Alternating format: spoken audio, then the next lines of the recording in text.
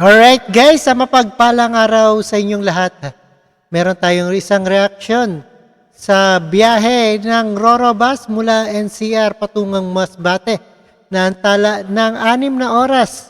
Ito ay umabot halos na 6 na oras ang delay ng biyahe ng roll of bus mula Metro Manila hanggang Masbate sa Bicol. Ito ay dahilan sa dami ng traffic na dinaanan mula sa Metro Manila at ilang probinsya.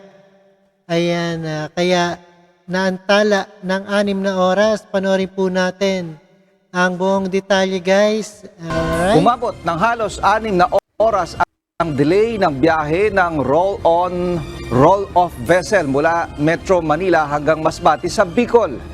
Ito ay dahil sa dami ng traffic na dinaanan mula sa Metro Manila at ilang probinsya. Alamin natin ngayon ang sitwasyon sa Masbate Post mula kay Jerry Galicia live.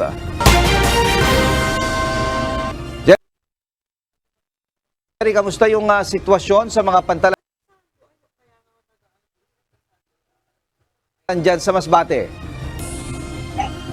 Yes, Ray, sa ngayon ay dagsa pa rin ang dating ng mga pasaherong umaalis, partikular dito sa Masbate City Port. Nakakita nga natin dito sa ating likuran yung ginagawang random checking ng mga personnel ng PPA dito sa passenger terminal bago pumasok dun sa waiting area at bago sumakay dun sa Roro vessel.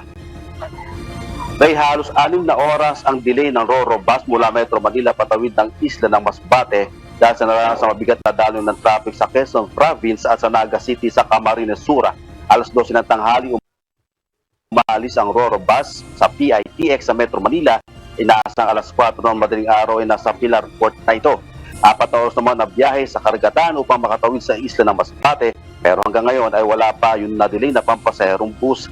Sa taya ng Montenegro Shipping Lines, alas 2 pa ng hapon posibleng makarating dito sa Masbate City Port ang roll-off vessel na sinakyan ng pampasaherong Roro bus.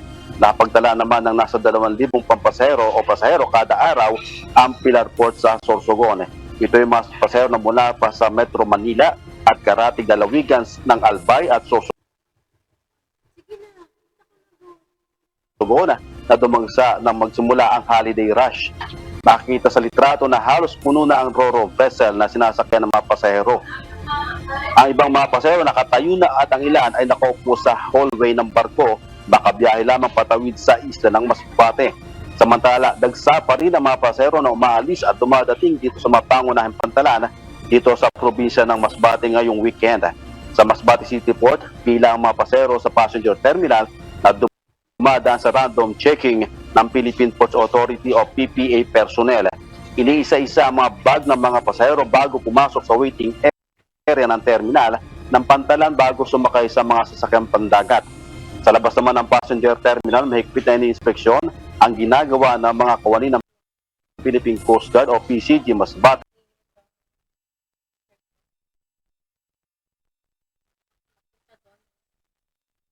sa mga bagaheng daladala ng mga pasahero.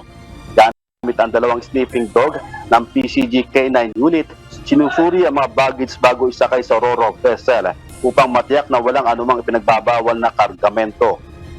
Natulong pa din ang PCG, ang Maritime Police at PPA Security sa pagmamantinin ng seguridad sa pantalan. Nakabantay din sa mga barko ang mga Coast Guard upang matiyak na hindi mag-overloading sa biyaheng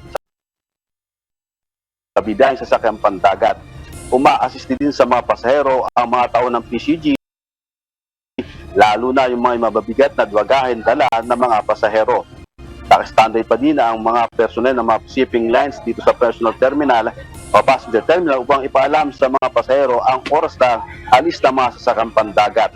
Kaya nakapagtala na nasa 18,000 ng pasahero na umalis sa mga pantalan sa isla ng Masbate, habang mahigit 1,000 o 11,000 naman ang umalis mula ng maglagay ng helpdesk na PPA at PCG pa sa ng biyaheng ayos ng Department of Transportation o DOTR. Yan muna ang balita mula dito sa Masbate City Port. Balik sa'yo, Ray. Alright, napakinggan po natin na itong naantala ng 6 na oras ang biyahe ng Roro mula sa NCR patungong Masbate. At maraming salamat sa inyong lahat. Keep safe and healthy sa inyong holiday travel and good luck. Thank you guys.